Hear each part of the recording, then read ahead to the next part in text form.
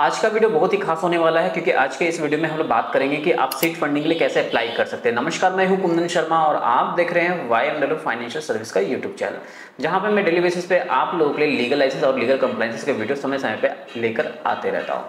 देखो यहाँ पे अगर हम लोग बात करें सीट फंडिंग की, तो सीट फंडिंग कौन लोग अप्लाई करते हैं। देखिए, जो भी स्टार्टअप है उनको चलाने के लिए फंड की आवश्यकता होती है, यानी कि फंड की रिक्वायरमेंट होती है। और आज के समय में आपको पता है कि इंडिया में जो है स्टार्टअप का चलन, यानी कि पूरे इंडिया में स्टार्टअप जो है नए नए फॉर्मेशन होते जा रहे हैं, नई नई कंपनियां बन रही है। तो वे सारे स्टार्टअप का जो भी आइडिया था उसको अगर रियलिटी में कन्वर्ट करना है तो उसके लिए फंड की आवश्यकता होगी, जिसके कारण जो है हर एक स्टार्टअप जो है सीड फंडिंग के लिए यहाँ पे अप्लाई कर सकते हैं। देखो, जो भी स्टार्टअप है वो प्राइवेट लिमिटेड हो या LLP कंपनी हो, ये दोनों कंपनी जो है इसके लिए एलिजिबल है। और यहाँ पे जो कंपनी का एज है 2 साल से ज़्यादा नहीं होना चाहिए। अगर 2 साल से ज़्यादा है तो वो सीड फंडिंग में एलिजिबल नहीं होते हैं। तो अगर आपका भी कोई फ्रेश कंपनी है या 1 साल पुराना है तो उसको जो है आप आसानी से सीड फंडिंग के लिए अप्लाई कर सकते हो। सीड फंडिंग में आपको पता है 20 लाख का जो है ग्रांट मिलता है और जो आपका 50 लाख का वो डेट मिलता है। याद रखना, ग्रांट जो है ना ये आपका नॉन रिफंडेबल होता है और जो 50 लाख का डेट है वो आपका रिफंडेबल रहता है। तो उसमें क्या होता है, 6.5% तक का इंटरेस्ट रेट रहता है। वो डिपेंड करता है इनक्यूबेटर पे, 8% भी लगा सकता है वो, है ना। तो याद रखना कि ऐसे एक जो रेंज बना हुआ 6.5% ही है, तो उतना तक में जो आपको रिफंड करना पड़ेगा। देखो, बहुत सारे स्टार्टअप है जिनको पता ही नहीं है कि वो जिस आइडिया पे काम कर रहे हैं उस पर उनको ग्रांट मिलेगा कि नहीं मिलेगा। आपको क्लियर कर दूं कि आपका जो आइडिया काफ़ी इनोवेटिव होना चाहिए, या कोई आपका वेस्ट मैनेजमेंट पे है तो काफ़ी अच्छा है। कोई अगर आप हेल्थ केयर सेक्टर में काम कर रहे हैं तो भी आपका बढ़िया है। एजुकेशन सेक्टर में काम कर रहे हैं तो उस पर भी मिल जाएगा। बट ये सारी चीज़ इनोवेटिव होनी चाहिए, तभी आपको ग्रांट मिलेगा। अदरवाइज जो है आप यहाँ पे सीड फंडिंग के लिए अप्लाई करके कुछ फायदा नहीं होने वाला, जस्ट आपका वेस्टिंग ऑफ मनी होने वाला है। तो देखो, इस वीडियो में मैं बहुत ही सिंपल स्टेप बताऊंगा जिसके थ्रू आप अप्लाई कर सकते हो। देखो, अप्लाई करना तो आसान है, ठीक है, बट आपके लिए क्या यहाँ पे सबसे बड़ा क्वेश्चन मार्क है ना, मैं क्लियर कर दूं कि सही इंक्यूबेटर तक आपकी एप्लीकेशन पहुंचनी चाहिए। तो इसलिए जो है यहाँ पे प्रोफेशनल की हेल्प ली जाती है। और मुझे नहीं पता कि कितने लोग इस पे काम करते हैं सही तरीके से, बट हम लोग जो है काफ़ी अच्छे तरीके से काम कर रहे हैं और काफ़ी दिनों से हम लोग का एक्सपीरियंस है इस पे। तो हम लोग जो है यहाँ पे आप लोगों के लिए एप्लीकेशन करते हैं, बहुत ही अफोर्डेबल प्राइस पे एप्लीकेशन करते हैं। और यहाँ पे जो सिलेक्टेड इंक्यूबेटर है उसी पास हम लोग अपना एप्लीकेशन जो है आपका भेजते हैं। और यहाँ पे जो भी सिलेक्टेड इंक्यूबेटर रहते हैं उसी को हम लोग आपका एप्लीकेशन भेजते हैं, जिसके कारण जो है आपका वहाँ पे पिच डेक का प्रेजेंटेशन भी होता है। इसके अलावा जो आपका फंड मिलना या ना मिलना वो टोटली डिपेंड करेगा आपका आइडिया पे। तो मैं आपको यहाँ बता दूंगा कि आपका आइडिया जो है वाइबल है कि नहीं फंड के लिए, वो पहले आप हमसे डिस्कस कर लीजिए, उसके बाद ही जो है आप इसमें आगे बढ़ सकते हैं, ठीक है। तो देखो, यहाँ पे अब हम लोग आगे बढ़ते हैं और देखेंगे किस तरह से आप एप्लीकेशन कर सकते हो। एप्लीकेशन करने के लिए आपको पता है किस पे जाना है। यहाँ पे जो है आपका स्टार्टअप आप ओपन कर लेना। स्टार्टअप इंडिया जब ओपन कर लोगे तो सिंपल यहाँ पे इस तरह से इंटरफेस आएगा ओपन होके। और यहाँ पे जो है आपको क्या करना है, यहाँ पे फंडिंग दिखेगा, फंडिंग में जाओगे, स्टार्टअप इंडिया सीड फंडिंग, यहाँ पे स्कीम पे क्लिक करोगे। क्लिक करते ही जो है यहाँ पे इस तरह से आएगा। अप्लाई नाउ पे अभी क्लिक करने की जरूरत नहीं है, पहले लॉगिन कर लेना। लॉगिन करने के बाद अप्लाई नाउ पे क्लिक करना। जब अप्लाई नाउ पे क्लिक करोगे ना तो इस तरह से इंटरफेस ओपन होकर आएगा स्टार्टअप एप्लीकेशन का। और याद रखना, सीड फंडिंग में एप्लीकेशन करने से पहले आपका जो स्टार्टअप है ना वो स्टार्टअप इंडिया में रिकॉग्नाइज होना चाहिए, यानी DPIIT सर्टिफिकेशन होना चाहिए। तो जिन लोगों को लगता है DPIIT सर्टिफिकेशन चाहिए तो वैसे लोग भी जो है दिए गए नंबर पर कॉल कीजिए। आपको स्टार्टअप इंडिया बनाना हो या आपका टैक्स एग्जेम्पशन करना हो या आपको सीड फंडिंग करना हो, ये तीनों चीज़ जो है ना आपको यहाँ से सारी सर्विस मिल जाती है।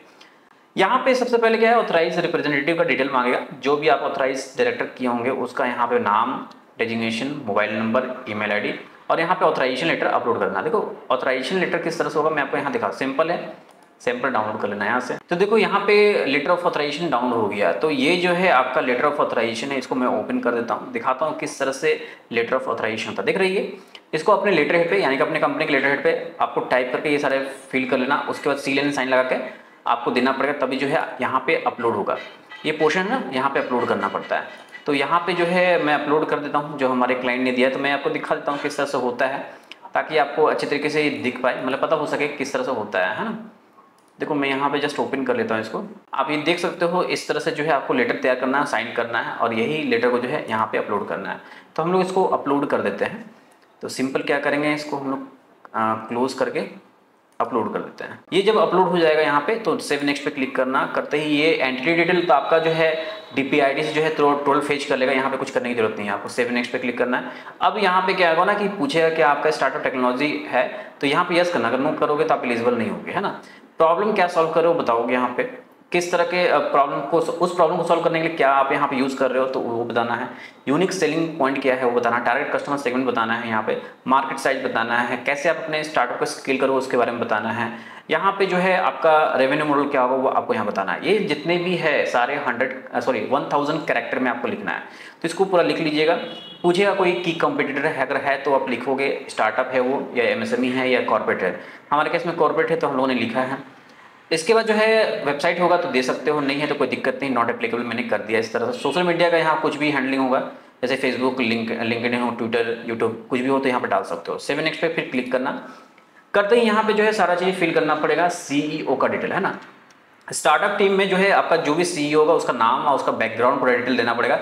2000 कैरेक्टर दी जाती है यहाँ पे लिखने के लिए, तो दे देना। लिंक्डइन प्रोफाइल होगा तो दे देना। यहाँ पे प्रमोटर का डिटेल देना पड़ेगा और उसका आधार नंबर, और यहाँ पे आधार कार्ड अपलोड करना पड़ेगा। जब यहाँ पे अपलोड कर दोगे ना तो यहाँ पे शो करेगा। इसके बाद number of full time employ, यहाँ पे 2 ही डायरेक्टर हैं, दोनों का ही दिखाया फुल टाइम। टीम में मैनेजमेंट को दिखाया, यहाँ पे सेम कर दिया है। फिर उसका सेव नेक्स्ट पे क्लिक करना। अब फंडिंग की डिटेल आएगी, कितना फंडिंग आपको चाहिए, ये जो है यहाँ पे हम लोगों ने बनाया है।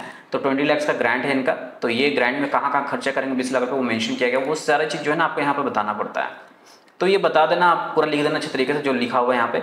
कुछ भी एक्स्ट्रा यहाँ पे दिमाग लगाने की जरूरत नहीं है। और यहाँ पे जो है पूछेगा क्या है, तो यहाँ पे हम लोग 20 लाख का ग्रांट के बारे में लिखे हैं, ग्रांट टिक किए हैं। और यहाँ पे जो है आप पूछेगा कि आप प्रीवियसली कोई 10 लाख का मॉनेटरी सपोर्ट किसी तरह गवर्नमेंट से मिला है, तो हमारे केस में नहीं है इसलिए नो करना। अगर यस रहेगा तो दिक्कत हो जाएगी, आगे अप्लाई नहीं कर सकते हो आप, है ना।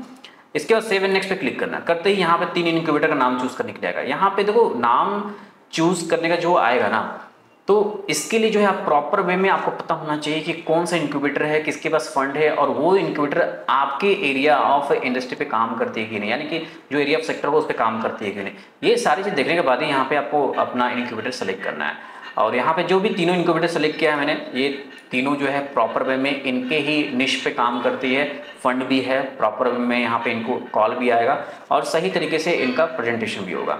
अब क्या करना है, 7 नेक्स्ट पे क्लिक करना है। करते ही जो है यहाँ पे आपको पिच डेक का अपलोड करना है। तो यहाँ पे जो है आप पिच डेक अपलोड कर दोगे। यहाँ से सिंपल ब्राउज पे जाओगे। ब्राउज पे जाने के बाद जो है याद रखना, जो पिच डेक अपलोड करेगा ना कोशिश करना 10 MB से नीचे का फाइल हो, है ना। तो अगर 10 MB के नीचे का फाइल होगा तो यहाँ पे इजिली वे में अपलोड हो जाएगा। तो अपलोड कर दिया मैंने यहाँ पे, और यहाँ पे आपको टिक आउट करना है। करते ही यहाँ पे जो है आपको सबमिट पे क्लिक करना है। तो जब यहाँ पे सबमिट करोगे ना तो आपका ये सबमिट हो जाएगा, और सबमिट होने के बाद जो है ना आपको यहाँ पे 1-2 वीक वेट करना पड़ेगा। आपको जो भी इंक्यूबेटर सेलेक्ट किए वहाँ से आपको रिप्लाई आता है।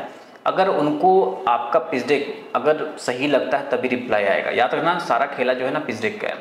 पिच डेक में जिस तरह से आप दिखा रहे हो प्रॉब्लम को, जिस तरह से आप ऑफर कर रहे हो सर्विस को, उसके अकॉर्डिंग जो है ना आपका वहाँ पे सिलेक्शन होता है। तो कोशिश कीजिए यहाँ पे जो भी पिच डेक बनाओ किसी प्रोफेशनल की हायर लो, जो एक्सपर्ट होता है पिच डेक बनाने में, उन्हीं का आप जो है सहायता लेकर जो है आप ये काम कर सकते हो, है ना। तो जिस तरह से आपके आइडिया को प्रेजेंट करेगा पिच डेक में, उसके अकॉर्डिंग जो है आपका सिलेक्शन होगा, और उस इंक्यूबेटर के थ्रू जो है आपको मेल आएगा।